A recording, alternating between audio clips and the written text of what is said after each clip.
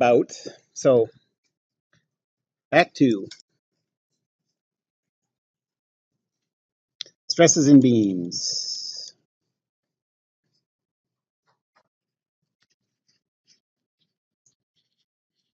And the idea is that the total stress tensor is going to be equal to the stress tensor due to tension compression plus the stress tensor due to bending moment plus the stress tensor due to shear force plus the stress tensor due to torque. So far, we've only been talking about stresses due to tension compression and bending moment.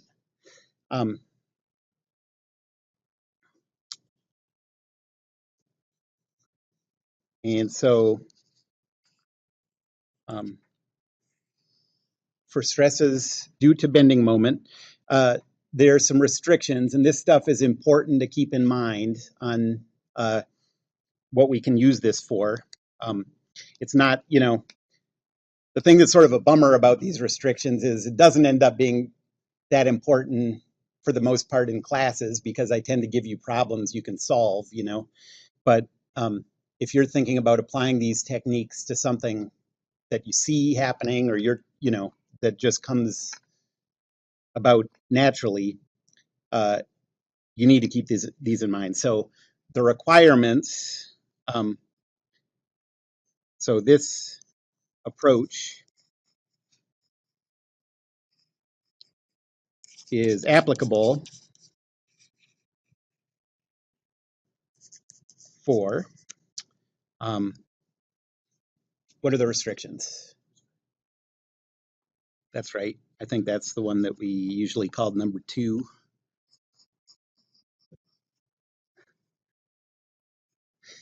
Straight or close to straight. Straight is best. Prismatic, and then what's the third one? Yes.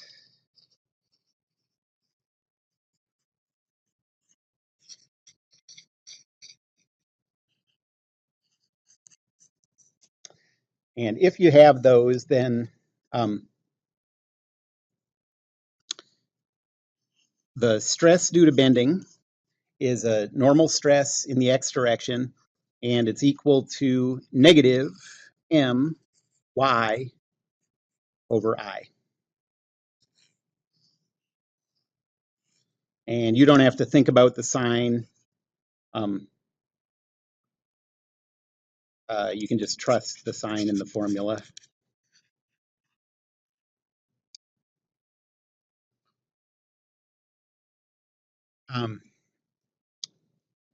And so I'm going to do an example problem. One thing to, well, yeah, let me write this and then. So notice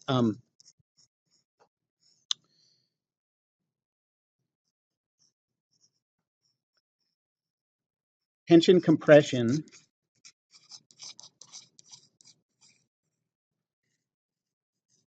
and bending moment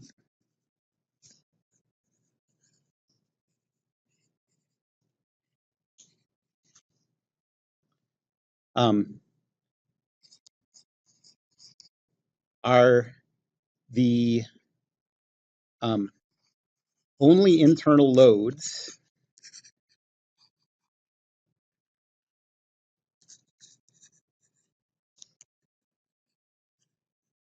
that cause normal stresses.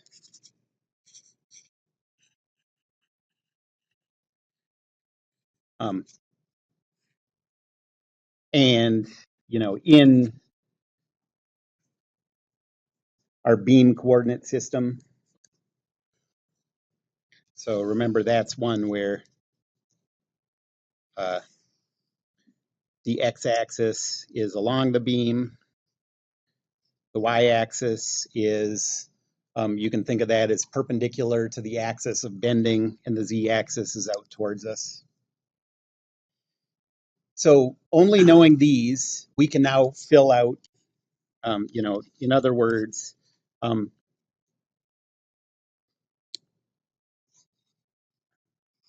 we can give full normal stress elements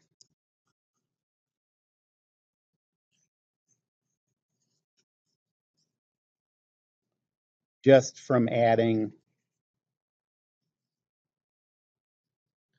the stress tensor due to tension compression and the stress tensor due to the bending moment. Okay. Um, that's not true of any coordinate system because remember that you can, any crazy stress tensor, you can find a coordinate system that only has normal stress elements. But in this beam coordinate system, these are the only ones that contribute normal stresses. Okay, so we can start to do problems, we just can't fill out the whole stress tensor yet. And if you have, we can do whole problems as long as all you have is tension, compression, and bending moments. So let's do an example.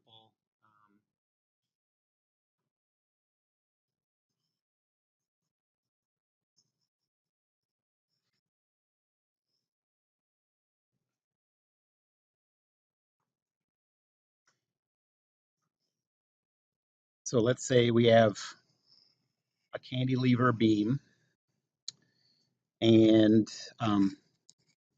we have force of, let's say 1500 newtons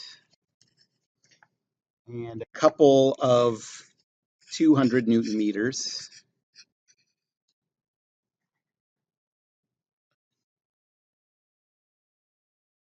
Our coordinate system is going to be X along the beam, Y up, Z out towards us. And the cross section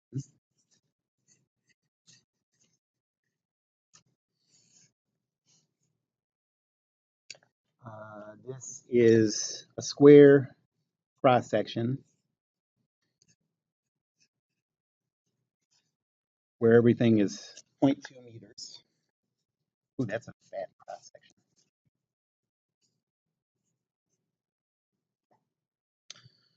Okay, so this is like looking from where it says 1500 newtons down on the beam. So the x-axis is coming out towards us. Y-axis is up. And the z-axis is this way. And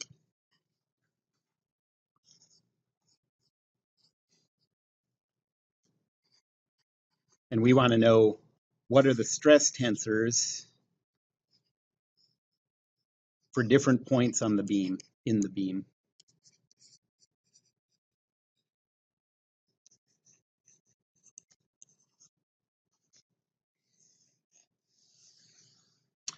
Well, we can do this full problem because when you calculate the internal loads, there's only going to be compression inside the beam and bending moment. There are no downward forces producing shear forces or no torques.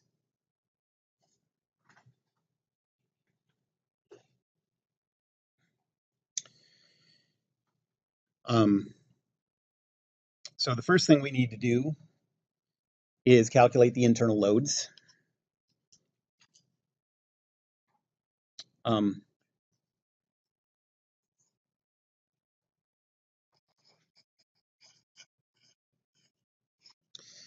We can't do problems with beam weight included yet because that produces shear forces.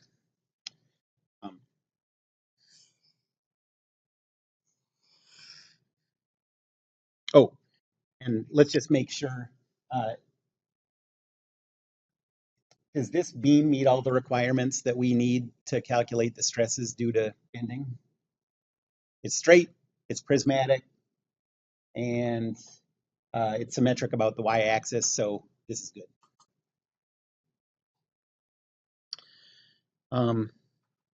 So we have force vector, I'll call it RA. We have a reaction couple, MA.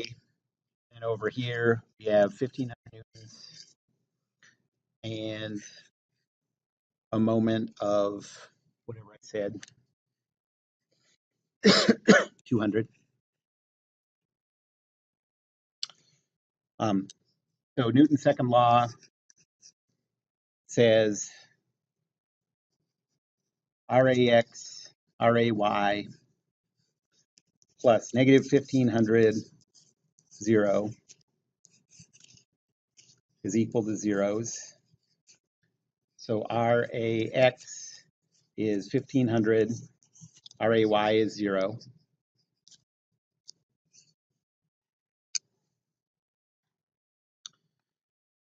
And then we only need the moment equation about the z-axis. Since everything here is a couple, it doesn't matter what the about point is. So we have MA minus 200 is equal to 0. So MA is equal to positive 200. And now we'll go to the cuts. How many cuts do we need? Just one, yep. And I guess I didn't give a length, but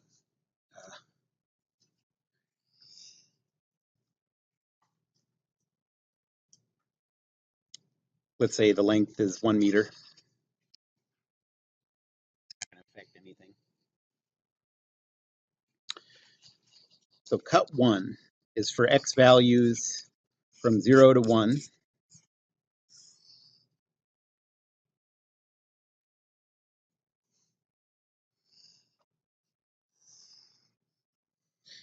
We have a force of 1500 and a moment of 200. And then we have the internal loads, T, V, M. I guess I'll put the torque in there too.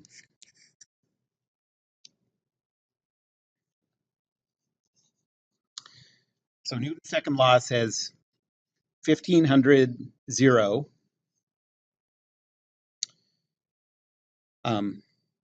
plus T negative V is equal to zeros. T is equal to negative 1500 and V is equal to 0.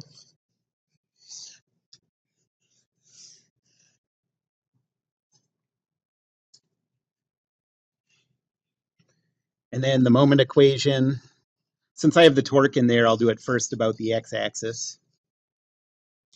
The only thing producing a torque here is that internal torque.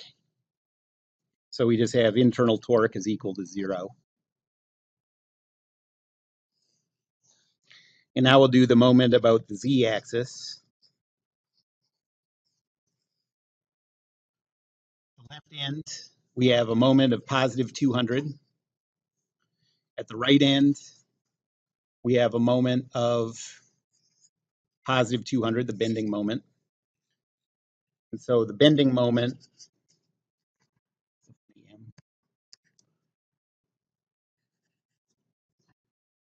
is equal to negative 200.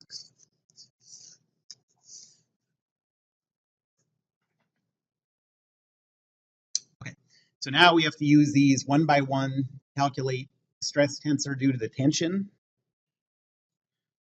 So let's do that first. Well, we're just going to have an x normal stress, and that's equal to the internal tension at each point divided by the cross-sectional area.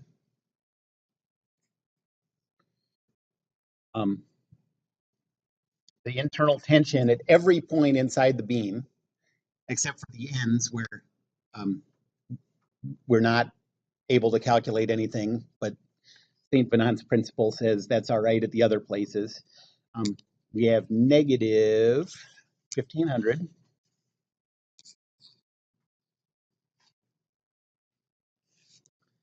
divided by 0.2 squared. And we get a value of 37,500 pascals. That's pretty small. Negative, thank you. Yes. Mm-hmm.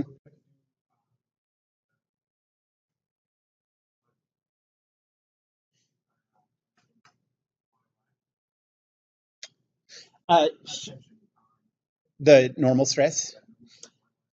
No, you would think that seems like a pretty reasonable guess, but it's actually just the x, y stress that's non-zero due to shear force.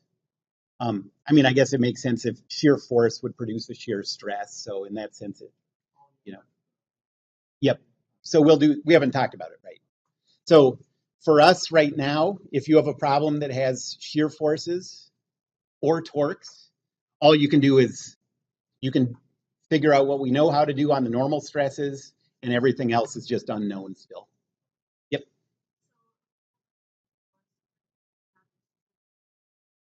Yes, that's right. You'd have to do the two cuts, and then you'd have, like in this case, if I had put another horizontal force, like a horizontal point force, at the midpoint of the beam, and on the first half, we'd have one, uh, XX stress, and on the second half, we'd have a different XX stress.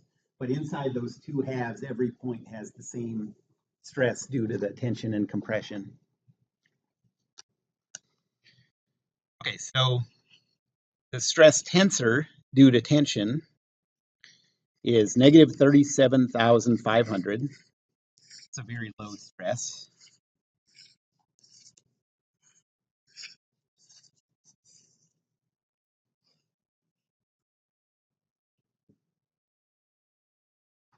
And now we just do the same thing for the bending moment, calculate that stress tensor and add these two together.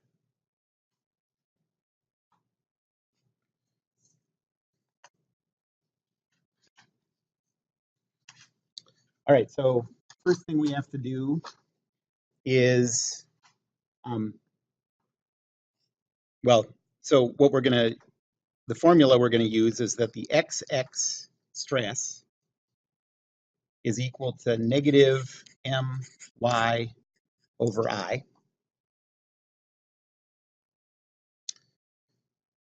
So we need to calculate the area moment of inertia about an axis going through the centroid.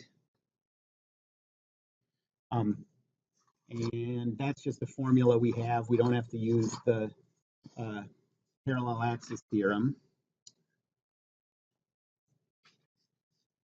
So for this shape is width times height to the third over 12. So that's 0.2 times 0.2 to the third over 12.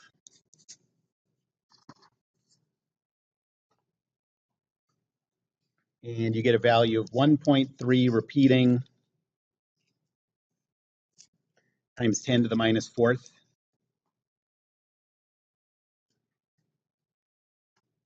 Everyone's falling asleep today. I can see everyone nodding off.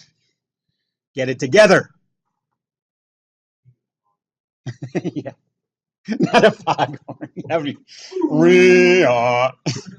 I'd be like, wow, I really expected an air horn there. How do you get that foghorn in here?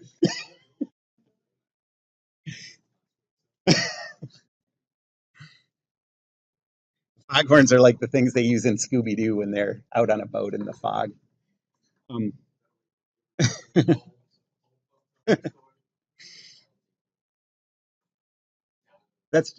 is that still here? Oh, okay. Shoot, that won't work. Um, okay, so the bending moment is the same everywhere, and so our XX stress is equal to what was it? Negative 200. So negative of negative 200 times y, and I'm going to leave y in as a variable for now, divided by 1.3 repeating times 10 to the minus fourth. And so you can think of this as, I don't have it written this way. Can someone divide that out? 200 divided by 1.3. 1.5 times 10 to the seventh. and then times y.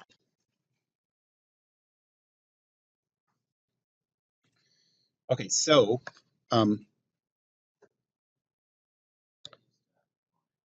okay, yes. So the cross section now.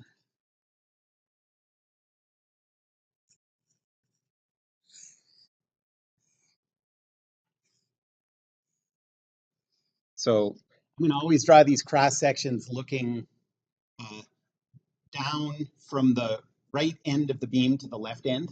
Okay, so I'm sitting at the right end of the beam, looking down the barrel of the gun.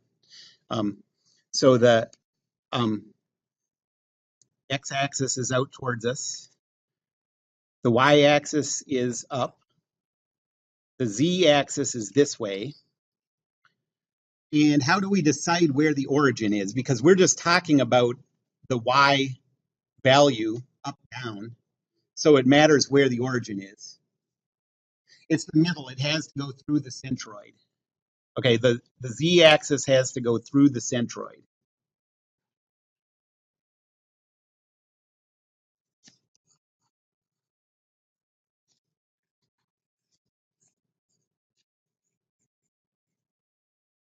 Okay, so the points here are positive y values, and the points this way are negative y values.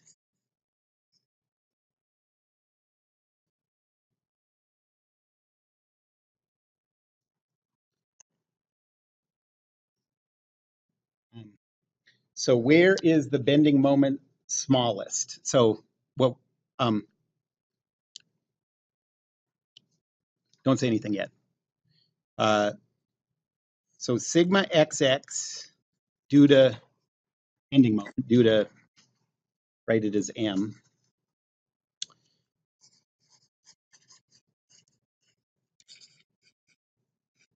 varies with y. Um,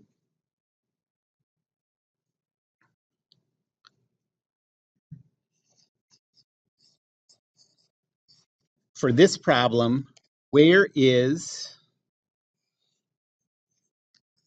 sigma xx due to the bending moment a minimum?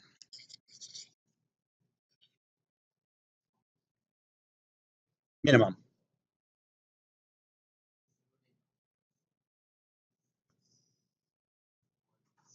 So, I mean, we have this formula here already. You can just use this one. So it's going to be a minimum when you have the biggest negative y value, biggest absolute value. So at y equals, well, what's the biggest negative value of y? Yeah, negative 0.1, exactly. So sigma xx due to the bending moment is equal to 1.5 times 10 to the 6 times negative 0.1. And so that's negative 1.5 times 10 to the 5 pascals. I'm just asking a few different, I think the easiest way to think about it is just where's it a minimum, where's it a maximum, where's it zero? Okay, so now where is this thing equal to zero?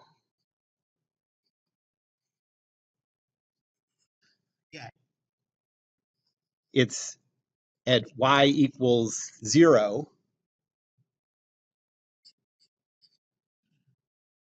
And where did we put our origin? At the neutral axis. That's what the neutral axis is, you know? That's the place where the length doesn't change, and so there's no normal stress. Okay? So that's always the case. That's a definitional thing. And then the last one, where is this thing maximum? that's going to be at the biggest value of y. So positive 0.1. And at that point, because of the symmetry here, sigma x m is equal to positive 1.5 times 10 to the 5th pascals.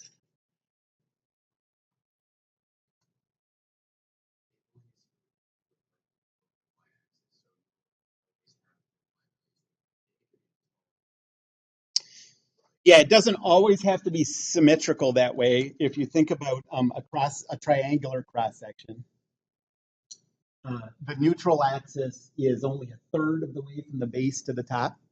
And so at the peak of the triangle, you have a bigger positive y than you have a negative y going down to the bottom. So in that case, you'd have, it wouldn't be symmetrical this way.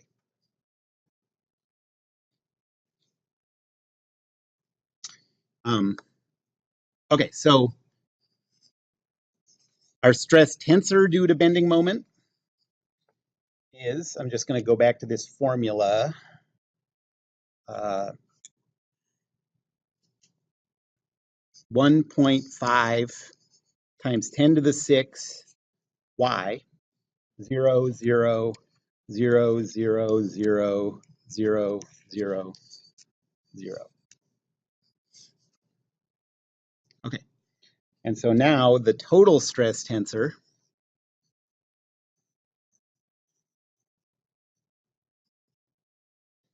is whatever that small value we had for, so we're just going to add these two stress tensors together.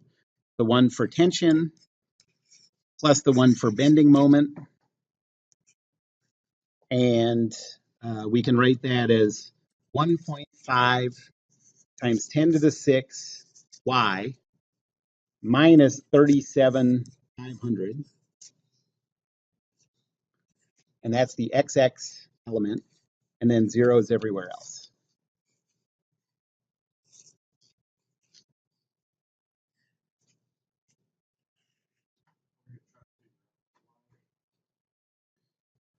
Well, there, so that's just a formula that tells us.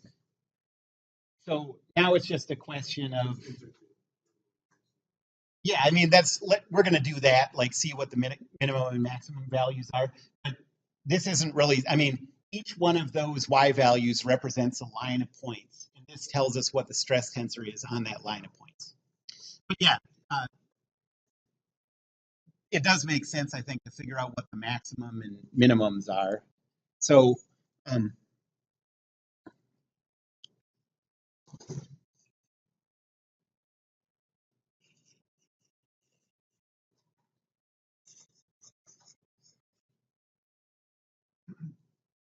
so again, how did I write it before?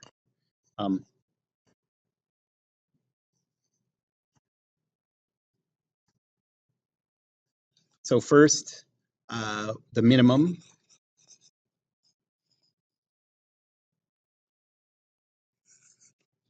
Sigma XX.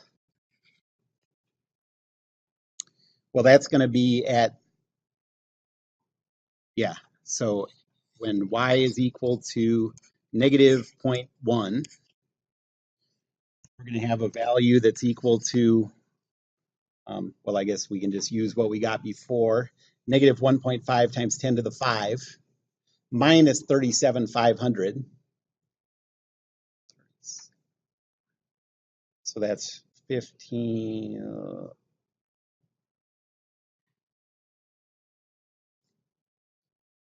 What is it?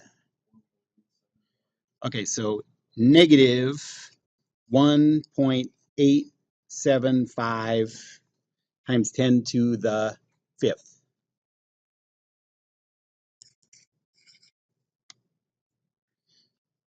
And then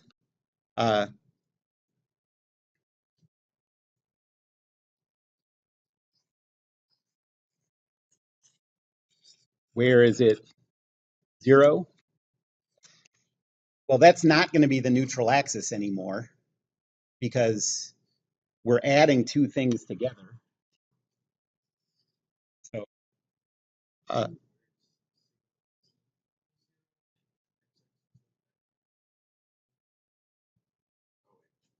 So what we're going to do is we're going to take that whole formula, 1.5 times 10 to the 6 y minus 37,500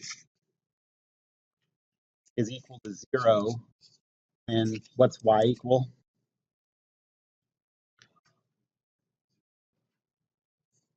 0.05? 0.025 meters. So now in this case, it's just above the neutral axis.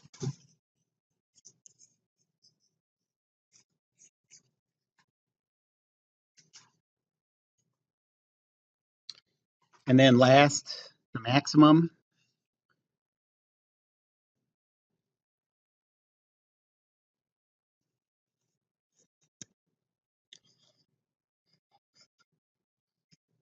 So that's going to be at y equals positive 0.1. And then we have 1.5 times 10 to the 5th minus 37,500. And this time we get, what, 1.125 times 10 to the 5th pascals. Okay, so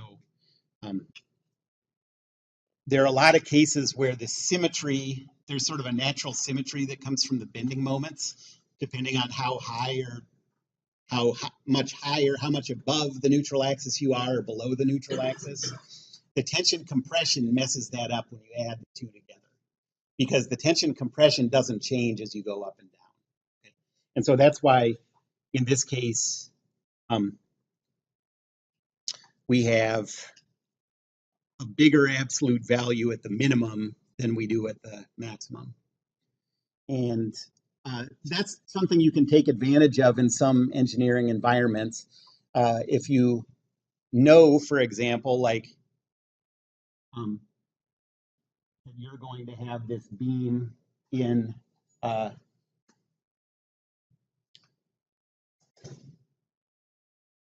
does that work? I don't know. I'll talk about that later. But there are cases where like you can, so like if you want to control the stress due to bending in some way, you know, you're worried about the stress due to bending being too big for this thing, you can apply tensile or compressive stresses that offset that bending moment at a certain place. That's called preloading. And you can sometimes use that to make your thing stronger, you know, in the application it's used for. All right. Any questions about that?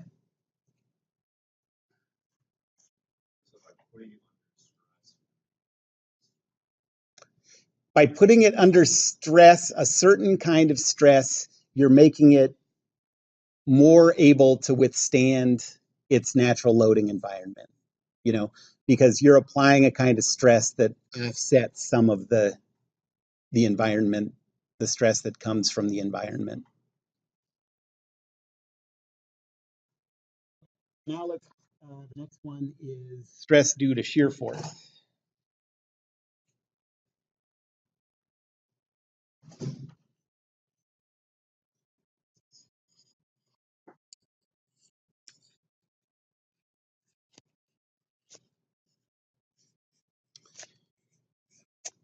Um,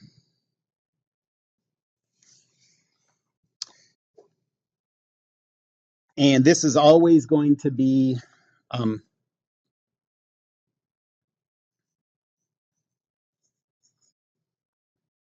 XY stress element.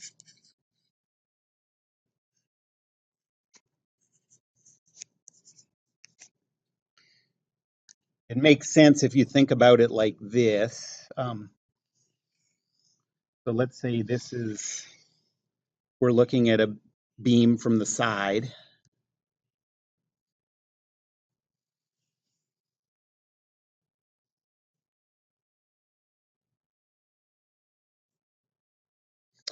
And let's say this is the X location where we're trying to see what's going on. And let's say that we're looking at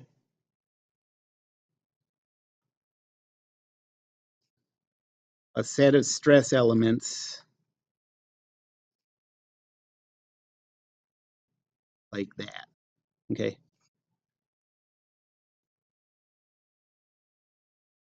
Can you see what I'm trying to draw here? Well, the shear force looks like this, right? And so that naturally, and that's naturally going to correspond to tractions like this on those little stress elements. And since our coordinate system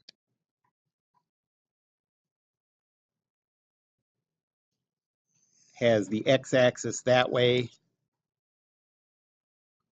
the y-axis that way, and the z-axis that way, those little stress elements are on the x face in the, if you have a positive shear force, right, if this is V, then these are going to be, I'm not going to write it on there because it'll look cluttered, but these are going to be X, Y stress elements. See that?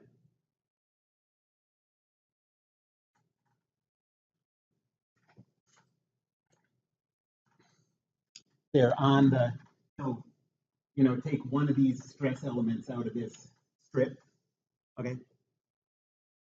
These downward blue arrows are on the positive X face, and they're aiming in the negative Y direction. And so even though there's a sign we have to deal with, the signs are going to be flipped, but you can just see that that shear force is just intuitively contributing to a XY stress. I know you can see that. Don't act like you can't see that.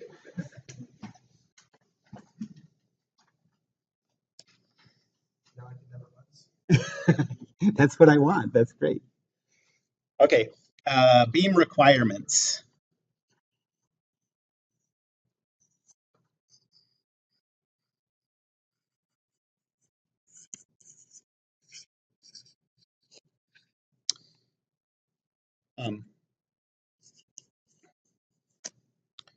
For this approach to calculating the stress due to the shear force.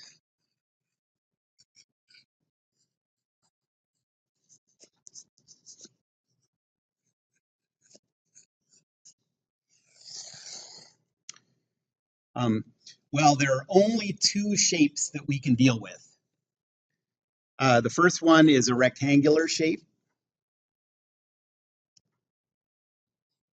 A rectangular cross section.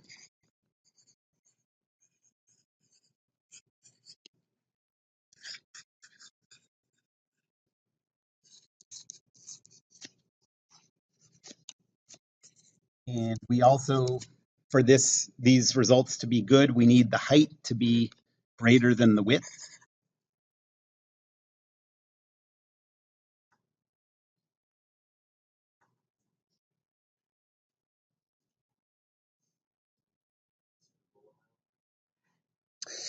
It's actually sort of a,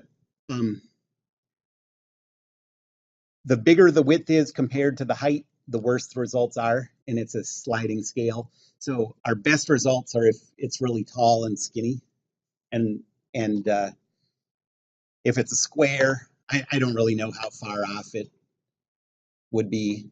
I could calculate that. But if you have a, let's, for our purposes, let's just say square is the widest and shortest that we're gonna take as acceptable. Okay. And the only other possibility, so rectangular, and then the other possibility is a circular cross section.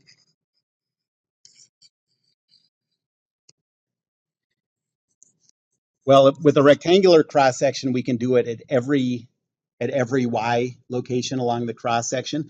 With a circular cross section, we can only do it at the neutral axis.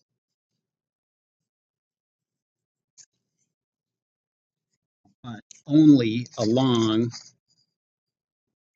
the neutral axis.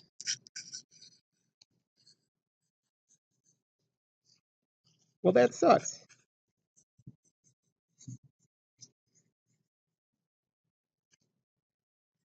Um, might as well not know anything about it then, except, well, it turns out that the neutral axis is where the stress due to shear force is the biggest. So if you have a really significant stress due to shear force, at least you can figure out what it is at the maximum.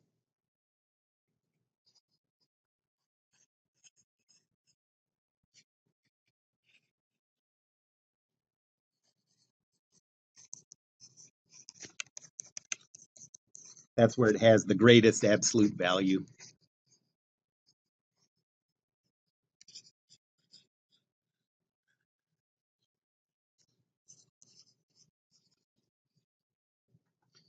Okay, so notice what's happening here. We didn't have any restrictions on the stresses we could calculate due to tension compression.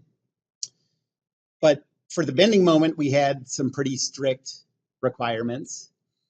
And now for shear force, we have some strict requirements. And so if you're looking for beams where we're going to be able to calculate the entire stress tensor, we're going to have to take like the intersection of all of these requirements.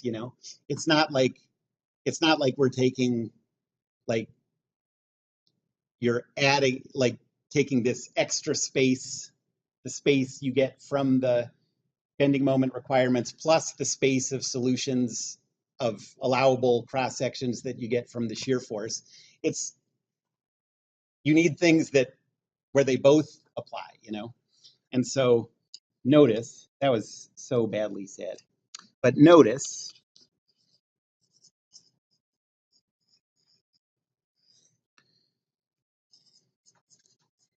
with each new set of beam requirements,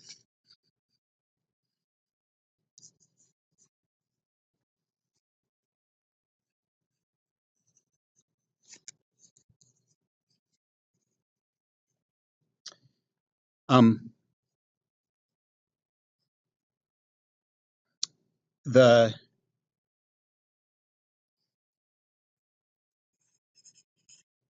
options for acceptable beams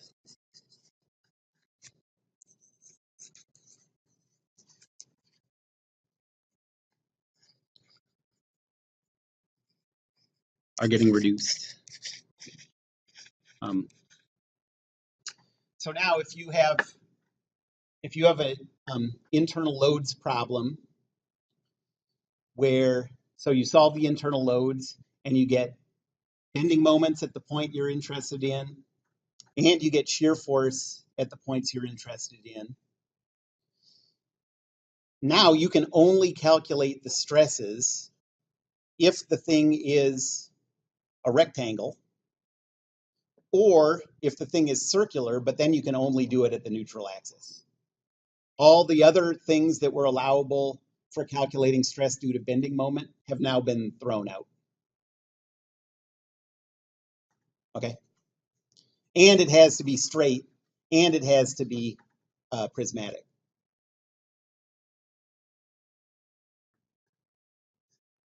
I'm just trying to stress how important this stuff is to consider, like when you go out and you look at, like in dynamics today, when like we looked up and we're like, oh, I wonder what the stresses are on that thing. You got to think like, is that panel straight? Is it prismatic? Is it rectangular? Is it, and you have to go through each one of these. And if it doesn't meet those criteria, then the approaches that we're using, you can't do it on that. Yes. Well, really like you would. So if you knew a lot about this stuff,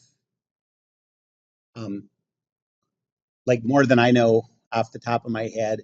You could come up with some simplifications that would give you some okay answers for it. But really, the short answer is you would go to a finite element software package and you would type in the external loads and it would spit out these answers at you. And the hand calculations that you do using this simplified approach or whatever would only be used to sanity check your answer. Like, do I believe that the computer solution, came out without dividing by zero or whatever? You can sometimes get wacky things in the computer simulation. But the final answer to any kind of like real application is you would get the stresses and strains from finite elements. And all we're doing is just sort of trying to understand in a way like how to interpret that stuff and how to sanity check it. That's all we're learning this stuff for, really, and except for the handful of people who will go into writing finite element software,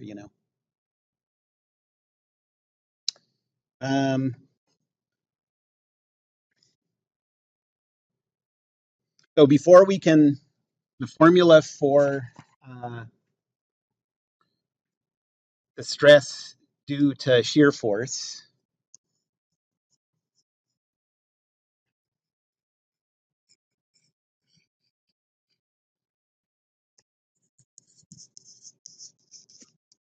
is tau xy. So that's the shear stress in the xy spot is equal to negative. So again, the sign will work itself out for you. V times Q over I sub B. And so we're going to have to define what this Q means.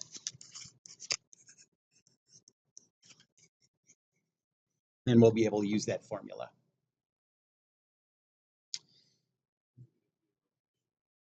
No, it's not. It's different.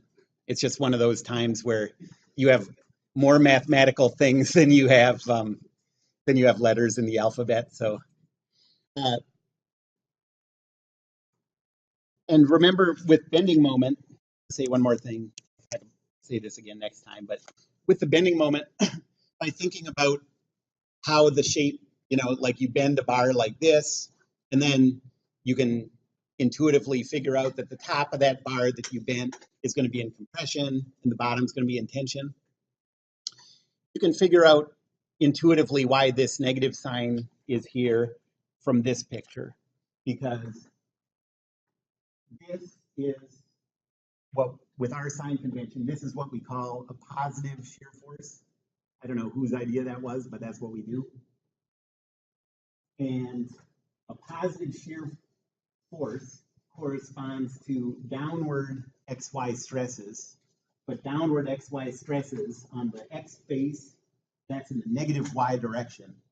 And that's why those are opposite of each other, the sign.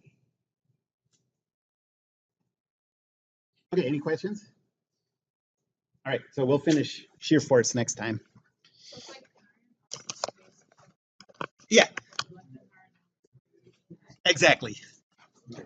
Except it's not even, I think that somebody was, that one's even funnier in a way, I think, because